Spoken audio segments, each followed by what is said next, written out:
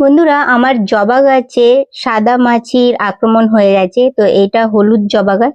আর আজকে যে কীটনাশকটা আপনাদের সঙ্গে শেয়ার করছি, ওটা কমেন্টে জিজ্ঞাসা করা হচ্ছিল যে আমি কোন কীটনাশক ব্যবহার করি নর্মালি। তো যেটা আমি ব্যবহার করি সেটাই আপনাদের সঙ্গে শেয়ার করছি। এটা কোনো পেড প্রমোশন নয়, আমি যেটা ব্যবহার করি সেটাই আপনাদের দেখাচ্ছি। আর এই যে যে মানে কীটনাশকটা, এটা আপনার সাদা মাছি, কালো মাছি, তারপরে অ্যাফিডস হলো, মিলিবাগস হলো, সবেতেই কিন্তু ভালোভাবে কাজ করে। তার নাম হলো রোগার। 5 লিটারের জলের বালতির মধ্যে আমি 10 ml মতো আমি এখানে কীটনাশক মেশালাম। যদি আপনার 1 লিটার জল থাকে তাহলে 2 ml মতো মেশাবেন। আর আজকে যদি আপনারা স্প্রে করেছেন গাছে, তাহলে আবার 6 দিন পর রিপিট করবেন। আর তারপর আবার 15 দিন বা 20 দিনে রিপিট করতে পারেন। আর নর্মালি আমি 15-20 দিনে স্প্রে করেই দিই।